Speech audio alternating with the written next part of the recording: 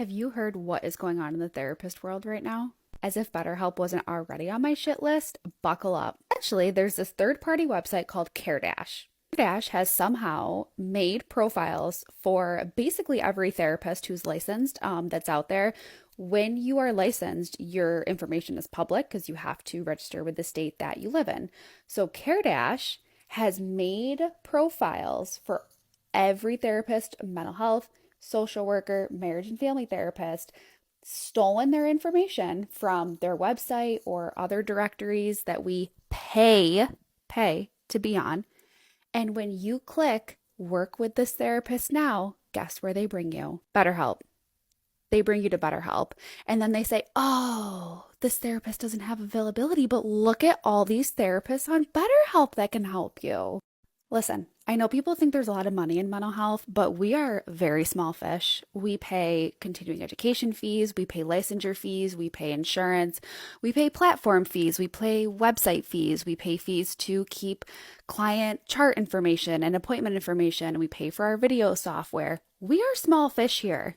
Why does BetterHelp need to use us as pawns to get people to their website? It appears as though that there's a website that has scraped the information of a ton of different therapists, and this TikTok that highlighted this by Therapy with Millennials points out the impact that it can have on a lot of therapists. Because think about it. Let's imagine for a second that you're searching for a therapist. This website comes up, you find the name of a therapist that you recognize that you've had before, and then it funnels you to somebody else that actually works with BetterHelp or another company. Well, what ends up happening is it uses the name and clout of all the different therapists that might be out there and uses it to funnel business to their company. And this is a pretty significant problem. It appears as though this is part of an effort to basically funnel the entire industry of mental health into sort of app-based services because if it's creating an account for every different therapist, that means that inevitably people are going to funnel into this and find it. But it also means that therapists whose information is incorrect, which by the way,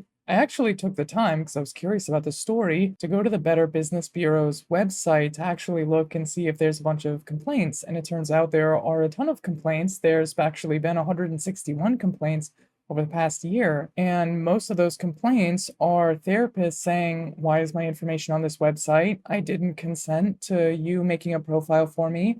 The information on this profile is inaccurate. And the response from the company has largely been, well, you should just log in and edit your profile yourself so that it won't be inaccurate. But because these people had no choice in actually putting together these profiles, it ends up just being incredibly coercive, especially when you consider that one person in the comments actually claims that they did edit their profile to update their information to make it correct. And then he alleges that the website actually flooded his page with a bunch of fake negative reviews so that people wouldn't try to go to him. Now, obviously, these are complaints on the internet that haven't been like adjudicated anywhere. But ultimately, what appears that's going on is basically this website is trying to funnel people into different app-based services. And a lot of people are saying that it's BetterHelp. The reality is that this problem is very emblematic of what you would expect under our system of capitalism in the United States, which is to say that there seems to be pressure coming from this website in particular to sort of push people to app-based services for therapy. And the problem with that